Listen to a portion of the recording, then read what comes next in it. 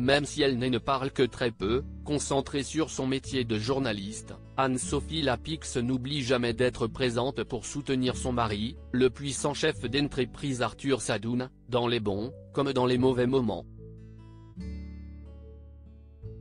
Et ces derniers temps, si est une épreuve très difficile que celui-ci a traversée, une tumeur cancéreuse des amygdales, causée par le papillomavirus, une maladie sexuellement transmissible. Aujourd'hui soigné, le gérant du groupe Publicis a décidé de se battre pour normaliser le cancer dans le monde du travail, mais aussi pour pousser les jeunes à se faire vacciner contre cet MST évitable. D'un point de vue personnel, cela expose votre famille. D'un point de vue professionnel, cela montre une vulnérabilité dans une industrie ultra compétitive, avait-il expliqué.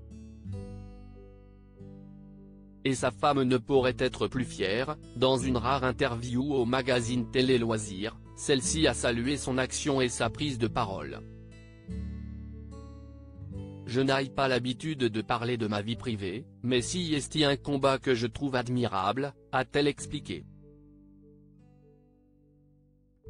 Il y a une sorte de mise à nu quand vous parlez d'une chose aussi intime que la maladie. Si est courageux et cela fait bouger les choses. Il a transformé cette épreuve en leçon de vie et en volonté d'être utile. Je suis admiratif de cela. Une famille soudée derrière lui, une femme fière, donc, de l'homme qui partage sa vie depuis 2008 et qu'elle a fini par épouser en 2010.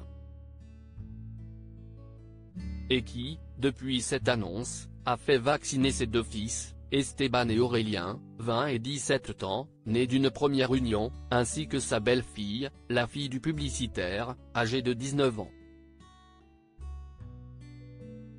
3 ados qui grandissent discrètement, loin des caméras, en restant tout de même la priorité de leur famille.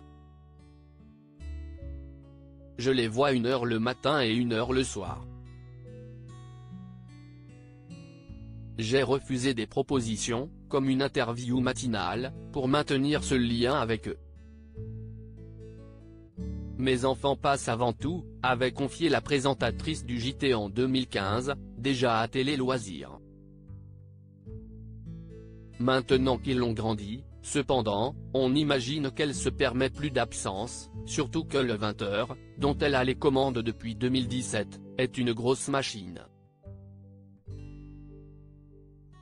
D'ailleurs, ses fils et son mari seront sûrement très fiers de la voir à nouveau en Ukraine le 16 février prochain, pour une édition spéciale consacrée à 1 an de guerre. La journaliste retournera à Kiev, où elle avait déjà présenté un journal en mars dernier.